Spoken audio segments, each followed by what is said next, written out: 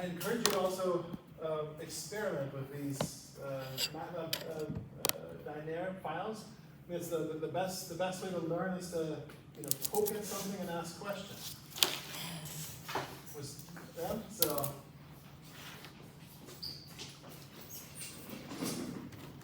we now want to think about the effect. Oh yeah, a little bit more like that's good. Obviously, a technology shock, right? Technology is different than a monetary policy shock in that this is what also drives the natural output. If we have a positive technology shock, our workers are more productive. Everything else equal, this is likely to increase production.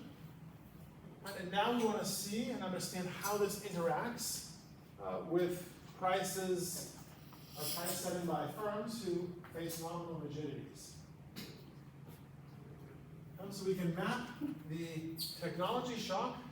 Right? We're now going to hold the monetary policy shock constant. Right? For the technology shock, assuming it's also an AR1 process, we can write then the real natural real rate as a function of the technology shock, and it goes down. So when technology and productivity goes up, we have a reduction in the natural real rate. You can think of here this measuring this yardstick for investment projects. That goes down. More projects are worthwhile when we have larger production, larger demand. So this is sort of the threshold for, on the market, the threshold for profitable projects, and this threshold falls. Now, the interesting thing, we can jump right to the solution now that we've already solved the monetary policy shock. We can go through all the steps of the algebra again, or if we go back here, we recognize that, wait a second, a change in the natural real rate is going to have exactly the same change as the monetary policy shock, just with a different sign. So before we had positive, now we're going to have negative. We also have to, in our calculations and our final solutions, deal with the fact that now we have the autocorrelation, not of the monetary policy shock here, but the autocorrelation of technology.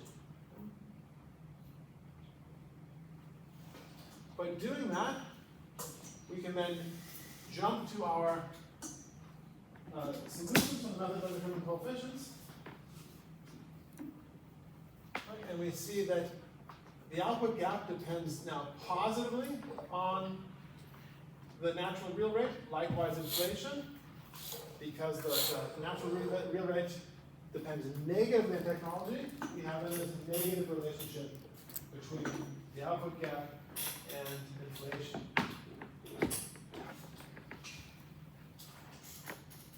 So, a positive technology shock is going to lead to inflation going down.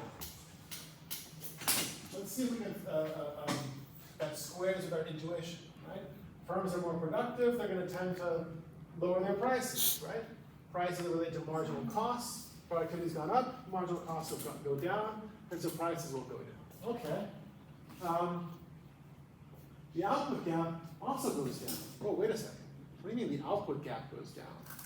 I thought production should go up. Right? Firms are more productive. Careful. This is the output gap, not output. So we can come back here. Now we know this natural rate of output is not going to be constant. Okay? So the output gap can go down for a number of reasons. Right?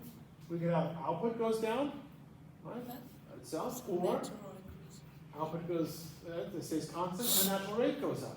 Or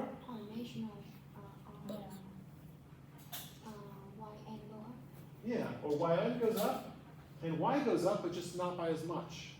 And that's what we're going to find out happens here. So the output gap goes down.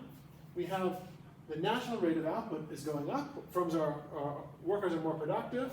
Firms produce more, but not by as much as they would in the absence of these nominal rigidities. And so we have output goes up, but not by as much as it would without the nominal rigidities, so the difference is negative.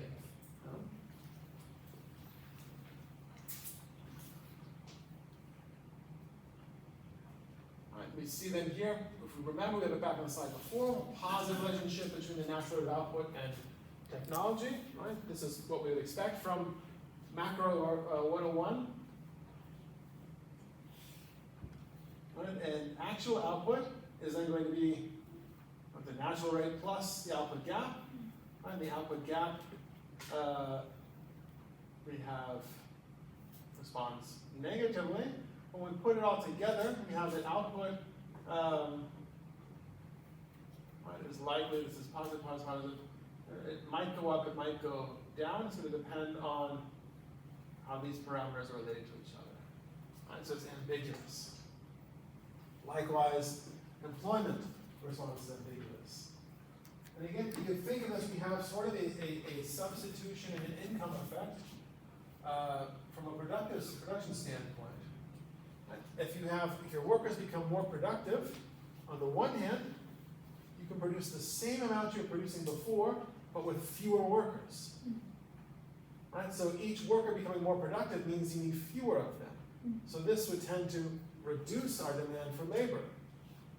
This is the one effect that's emphasized by people who are very critical of technological progress. They point to workers replacing themselves or being replaced by technology. Right? So we have a great advancement in AI. Right? ChatGPT is going to put lots of people out of business. That's this way of thinking. But we have something on top of that. With our workers becoming more productive, this means that each additional worker now brings more additional production than before. Right? So at the old wage rate, if we keep the market wage constant, with the marginal product of labor having gone up from this increase in productivity, each additional worker brings us more additional production, then they bring us additional costs. Right? So hiring more workers is going to generate more profit. And so it's kind of unclear from the beginning which of these two effects is going to win. Right, with the baseline parameters that we have that output goes up, but employment goes down. And so you see output goes up, but not by as much as it otherwise would. We have our parameters back here. We assumed these unit parameters, these log parameters, and this is going to give us the response of the natural rate. It should go up 1 for 1 with technology. Right? And output goes up, but not by 1, but by 0.9. So we have a negative output gap. Output goes up, but not by the 1% that the natural rate does, but by a little bit less. All right, inflation. So we can think of. So why is this happening? Why is output not going up as much?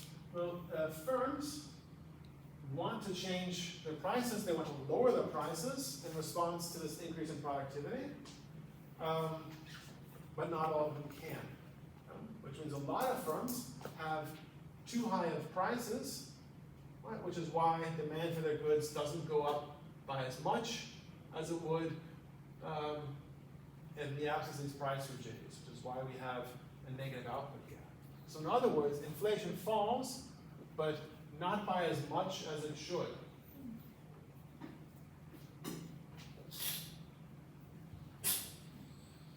But the nominal rigidities are not as bad for the economy. This output gap is pretty small, and we'll see under a different monetary policy rule in a couple minutes. It's not as bad as it would have been otherwise, because we have, from the Taylor rule, a systematic responsive monetary policy. We have an automatic accommodation of the shock by monetary policy. Remember, we looked at these sort of policy mix combinations with ISLM and Mundell-Fleming. We have something similar here. It's not a policy mix, but we have like an automatic policy response. There's this technology shock, and automatically, by the Taylor rule, because the output gap is negative and inflation is negative, monetary policy doesn't keep the interest rate constant, but it lowers the interest rate. And lowering the interest rate is an expansionary monetary policy shock, right? Expansionary monetary policy, which would tend to boost output. Right, so the output effect, and the fact that output doesn't go up by as much as the natural rate, the missing output, this output gap, is not as large as it would have been had monetary policy not responded automatically, systematically to the Taylor rule. And we see this, these variables look more persistent than before, and that's due to the higher persistence of our technology shock. Right? This persistence is driven entirely by the persistence of our exogenous variable here. We have now the nominal rate falls by more than the real rate. The real rate is then equal to the nominal rate minus inflation. And since we have negative inflation, this is giving us then the increase of the real rate over the nominal rate. Okay, here we have with sigma equals 1, if it's log preference, then the response to the natural rate to technology is 1. It's a 1-for-1 increase.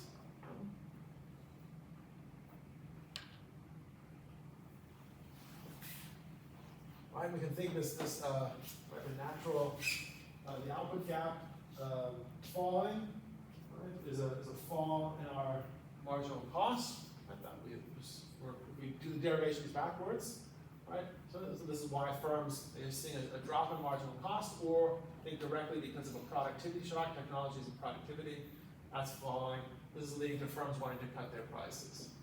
We have this partial accommodation through monetary policy and Taylor rule, like I mentioned, but we have this ambiguity, but with the baseline calibration, we have an increase in output, but not by as much as the natural rate, which is why the output gap is negative, and a fall in employment.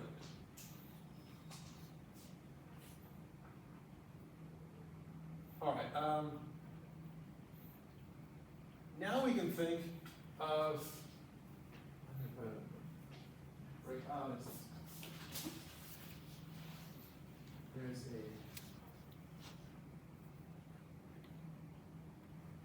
in the structure of the LaTeX file.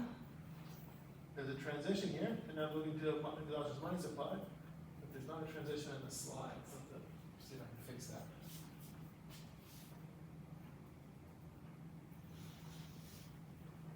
So now we want to think of an alternative. Instead of a Taylor rule, let's think of monetary policy controlling the money growth rate. Right, so let's get to the money growth rate from our money demand equation. Right, let's really work this into the model. So if we take the money demand equation that we had from before, subtract the output, the natural rate of output from both sides, we're going to get an output gap term here. And we're going to define a variable L as real balances, the real money supply. We can now solve for the nominal interest rate. So instead of the Taylor rule, the nominal interest rate, defining this as the monetary policy is going to be defined by controlling money growth. And this is then going to determine endogenously the nominal interest rate. So we're going to plug this into the IS curve, and we get equation 72. And then we can define the change in real balances is the change in the money supply minus the change in prices, or we have money supply growth and inflation and these real balances. We're going to take this money growth rate as exogenous. This is what monetary policy is going to control. Right? It can be constant, there might be a shock, we might have a constant growth rate, and it might be autocorrelated, right? Delta M is going to be controlled and determined and specified by monetary policy. But now when we stack up our variables, we have another variable here. We have to keep track of the movement of real balances. And this gets us an equation we can't just directly solve forward, but we have to split apart this forward and this backward looking component. And so we end up needing two eigenvalues of the way it's specified here that are outside the unit circle. Two that are inside the unit circle like we had before with the specification. So we still have two forward-looking variables, so we're still going to need two eigenvalues that are inside the unit circle. And the interesting thing is now instead of this restricting monetary policy, remember the Taylor rule, the coefficients had to be vigorous enough, we had to respond to inflation strongly enough to ensure we had the right number of eigenvalues so we can satisfy the Blanchard and Kahn conditions, so we can rule out these self-fulfilling expectations. This is not going to be a problem if monetary policy controls the money growth rate. All right, so let's define monetary policy as being an 801 process for the money growth rate. And now we're going to look at a shock to monetary policy in this way.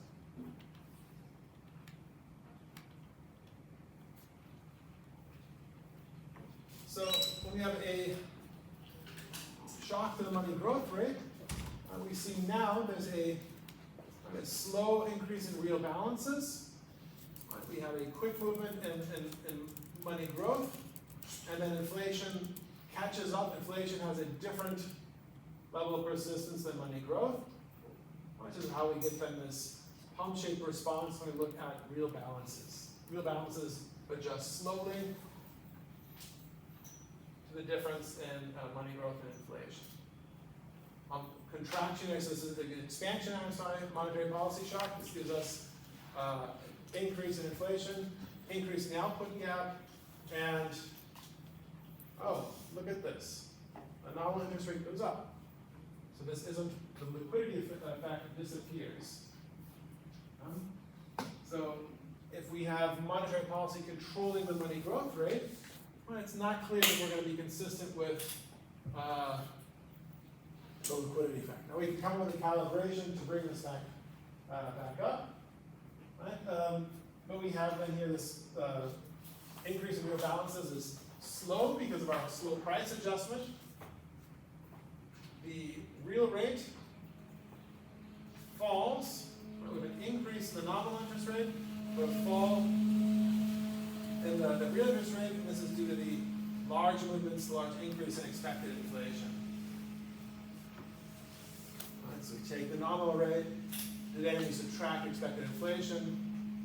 Expected inflation is larger, which is why we end up with a negative real rate.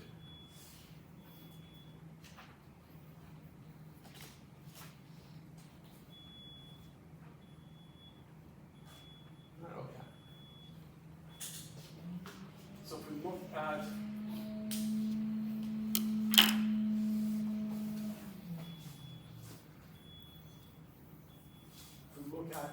equation 71, the natural rate is held constant. We're just looking at a monetary policy shock. So real balances going up because of the sluggish price adjustment, right, means that either the output gap goes up or the nominal interest rate falls, right, or a combination of the two, where the increase in the output gap is greater than the increase in beta times the nominal interest rate. So it's not exactly clear that the liquidity effect is going to disappear. But with the problems we have here, it's something we can take a look at, see if we can figure out values of sigma, or first looking at values of persistence. Maybe we can think about the persistence of money growth rate shocks and how that gives the liquidity effect. And both expectations and in terms of the inflation response today, right, not all firms are going to change their price, but if we have a lot of information about the future, right, if we have a very persistent shock, then we're going to accumulate the desired price movements in the future, remember, and front load them today, so we can get amplify the response of inflation by the shock being spread out over time. Now let's look at the technology shock. So this is the same shock that we just looked at under monetary policy, defined by a Taylor rule. So the only thing we're changing now is our specification of monetary policy.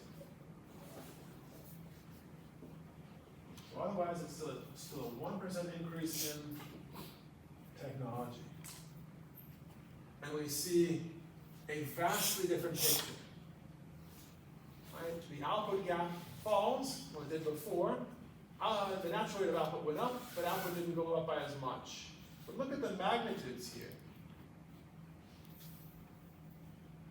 Whereas before, the output gap fell by 0.1%, and output almost went up, not quite, went up to like by 0.9. It's the difference between the two, but almost by the 1% of the natural rate. So this gap was pretty small. Right? And this persistence was given by the persistence in the technology shock. Now, under the money growth rule, we see output doesn't go up by almost 0.9, or by almost 1.9, it goes up by maybe 0.1. It barely goes up at all. The output gap is accordingly not minus 0.1, but almost minus 1. So what's the difference? Well, the difference is monetary policy. Here, monetary policy does nothing. Monetary policy is defined as control of the money growth rate, and we specified that as an AR1 process, and we're not looking at a shock. So this is what a technology shock would do if monetary policy did not accommodate the shock at all. The previous, under the Taylor rule, the interest rate rule figures we looked at, there, monetary policy accommodated the shock. It had an automatic response that lowered the nominal interest rate, automatically generating expansionary monetary policy to counteract what? Exactly this, right?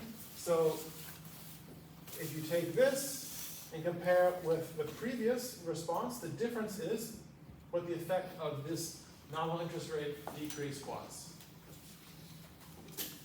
And here you can see the nominal interest rate stays constant, right? Wait a second. Does it stay constant? It looks like it goes up to nearly 6. That's a big increase, isn't it?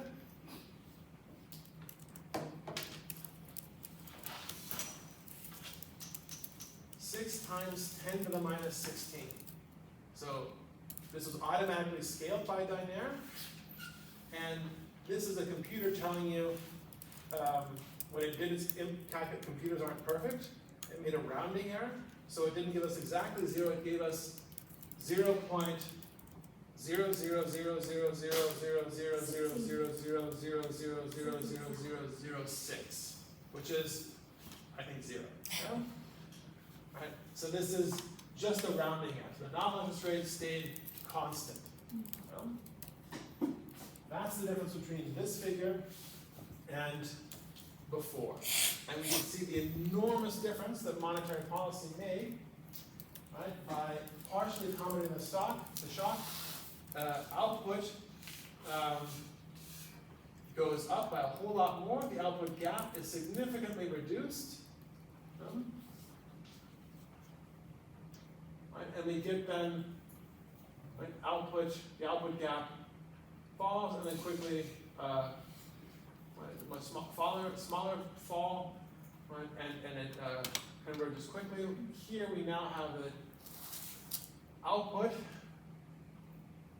Right, the increase happens only very, very slowly. So this output gap, it falls, and it's also pretty persistent. Right? Natural rate of output goes up to 1, and then decreases at the rate of autocorrelation given by technology. So this large wedge up front, which means so we have firms, they are cutting their prices, and they're cutting them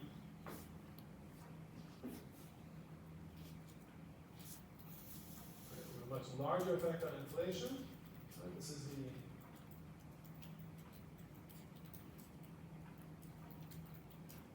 this is given simply by the much larger decrease in the output gap, larger decrease in employment. So we end up having inflation falling by a whole lot more than the technology shock because firms are facing much lower marginal costs. How are they facing lower marginal costs? It's not just the technology, the productivity has gone up, but they're producing a whole lot less, and with a whole lot less production, they need much fewer additional workers to produce an additional unit of the good.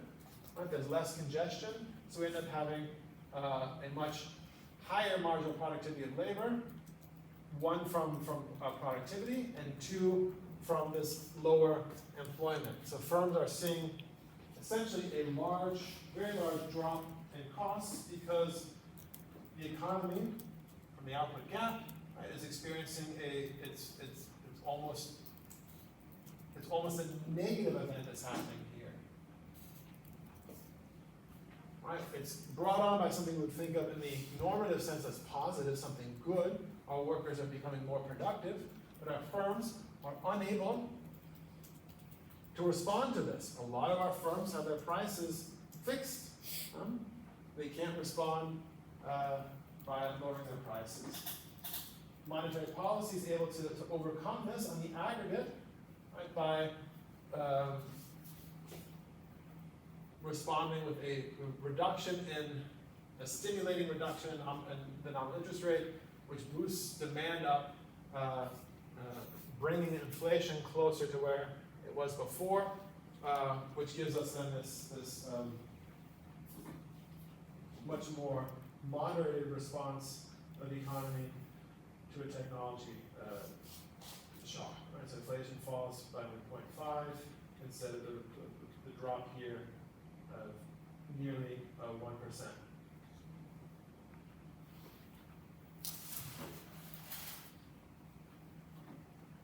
Right, you can also see the contraction effect through the real interest rate. Money supply is kept unchanged, so we have, this is monetary policy, it's doing nothing. Right, the real interest rate goes up, which means households are going to want to delay consumption. Households are going to be reducing their demand. And this reduction in demand is what's causing this negative effect on employment and the output gap. Okay.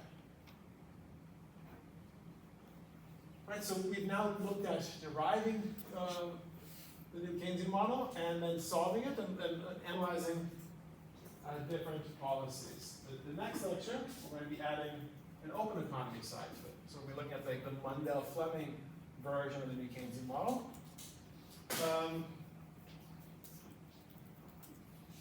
What I want to do with you now is to look at problem set.